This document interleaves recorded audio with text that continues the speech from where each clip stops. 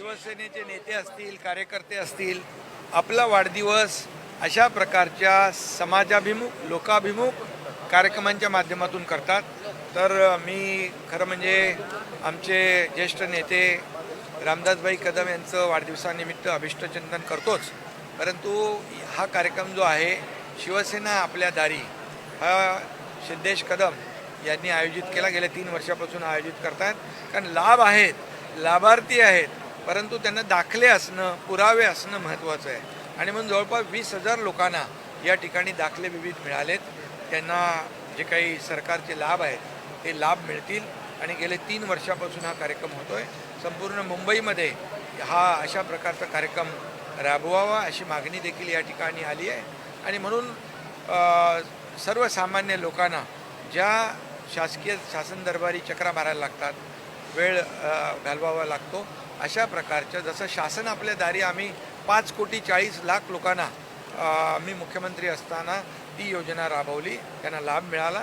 आणि हे शिवसेना आपल्या दारी सिद्धेश कदम त्यांची टीम हे सगळं राबवते. त्यांचं अभिनंदन मी मनापासून करतो.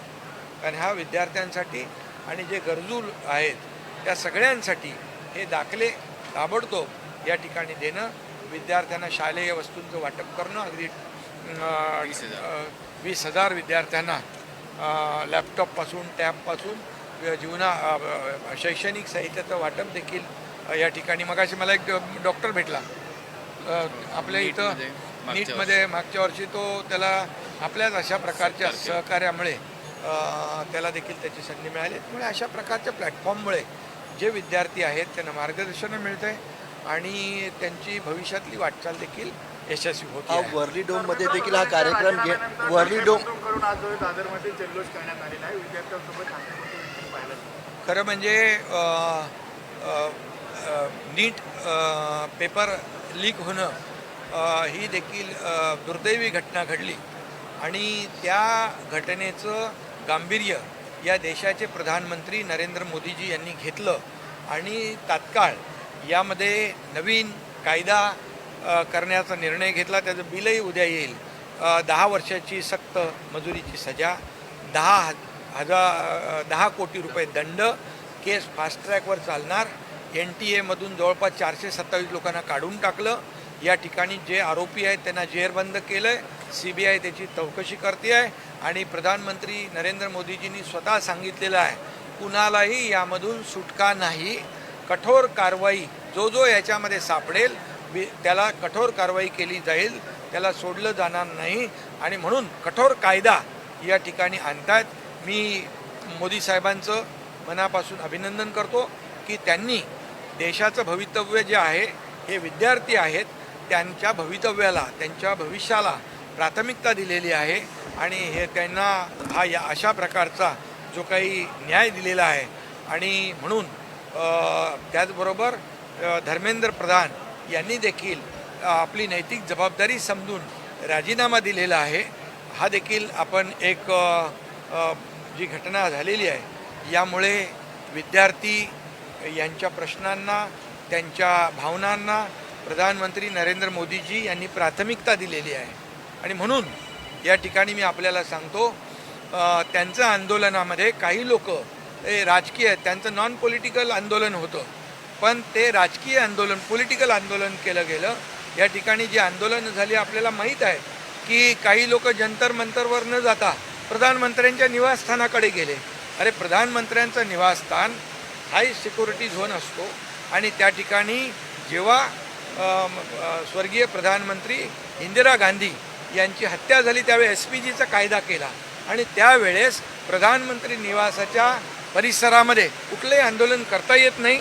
ही माहिती या देशाचे विरोधी पक्षनेते राहुल गांधी यांना असतानासुद्धा जाणीवपूर्वक तिथं आंदोलन करणं, हजारो लाखो लोकांना तिकडं बोलवणं, याचा अर्थ काय?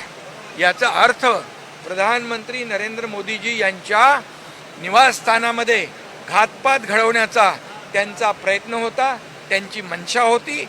आणि ते नेहमी म्हणतात की बांगलादेश, नेहमी म्हणतात नेपाळ, ते नेहमी म्हणतात श्रीलंका, अशा प्रकारचं अराजकता देशामध्ये पसरवून या ठिकाणी देशामध्ये हे जे अराजकता पसरवणं हा त्यांचा उद्देश होता, हे खऱ्या अर्थाने निंदनीय आहे. विरोधी पक्ष नेत्याने अशा प्रकारचं कृत्य करता कामा नये, कारण यापूर्वी देखील आपण 2 देशाचे प्रधानमंत्री गमावलेले आहेत आणि म्हणून याचा मी अतिशय कठोर शब्दात निषेध करतो. कारण ते विरोधी पक्ष नेते असताना ते स्वतः सगळ्यांना आवाहन करत होते, इकडे आंदोलनाला या, इकडे आंदोलनाला या. अरे आंदोलन तर जंतर मंतरवर होतं, मग तिकडे आंदोलन करण्यामागचा त्यांचा दुष्ट हेतू होता आणि फार ही गांभीर्याने घेण्याची बाब आहे.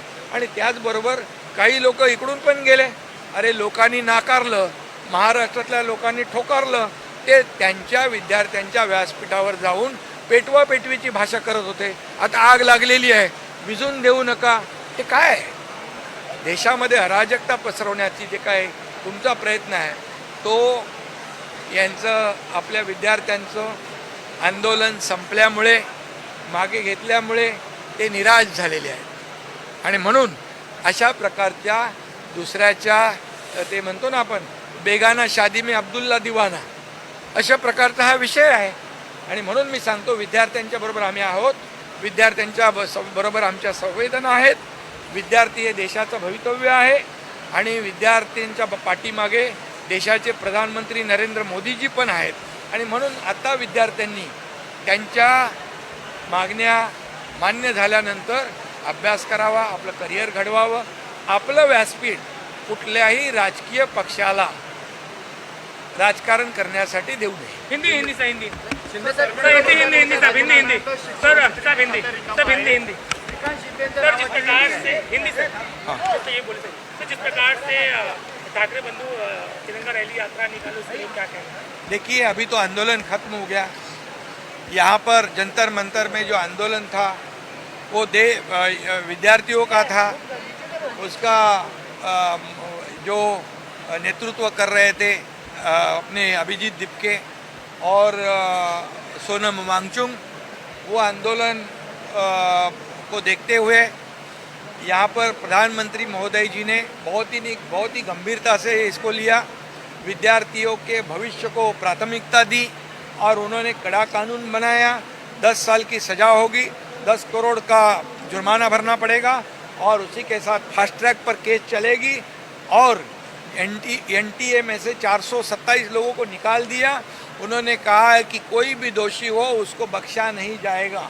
सीबीआई इंक्वायरी चालू है और इसी के साथ बिल भी आ जाएगा, कानून भी हो जाएगा. इसके आगे ऐसी कोई भी घटना ना हो, इसका पूरा प्रावधान प्रधानमंत्री नरेंद्र मोदी जी ने खुद स्वयं किया है और इसीलिए मैं ये बिल भी आएगा और कानून भी होगा. इसलिए मैं प्रधानमंत्री नरेंद्र मोदी जी को बहुत धन्यवाद देता हूँ. उन्होंने ये उनका अभिनंदन भी करता हूँ, आभार व्यक्त करता हूँ, क्योंकि उन्होंने इस देश के भविष्य को प्राथमिकता दी है.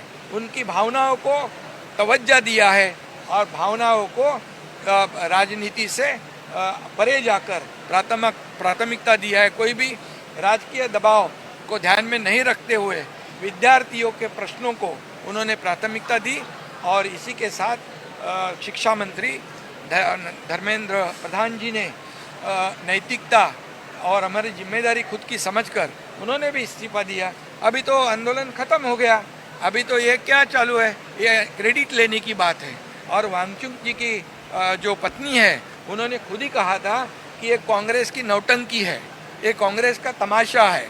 क्या है, जंतर मंतर में आंदोलन बैठे और राहुल गांधी जाते हैं प्रधानमंत्री के निवास पर. क्या है, उनकी मंशा, उनकी भूमिका ठीक नहीं थी, उनका उद्देश्य ठीक नहीं था.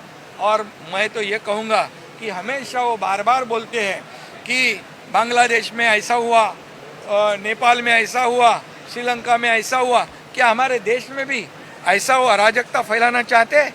ये तो गहरी एक बहुत बड़ी खतरनाक साजिश उनकी थी, ऐसा मैं कहूँगा. और उसकी कड़ी मैं निंदा करूँगा. उनको पता है, विरोधी पक्ष नेता है वो, ये जब स्वर्गीय इंदिरा गांधी जी की हत्या हो गई तब एसपीजी का कानून बनाया गया, क्योंकि वहाँ पर प्रधानमंत्री निवास के बगैर आजू बाजू में कोई भी आंदोलन नहीं हो सकता है. ये उनको भी पता था, लेकिन जानबूझकर ये उनकी जो मंशा है, उनका उद्देश्य है, वो गलत था और इसका कड़ा विरोध, कड़ी निंदा ये मैं करता हूँ। और विद्यार्थियों के साथ हम लोग सब हैं, विद्यार्थियों के साथ खुद स्वयं प्रधानमंत्री जी है, और इसलिए ये बहुत बड़ा निर्णय जो है, ये निर्णय ये हुआ है।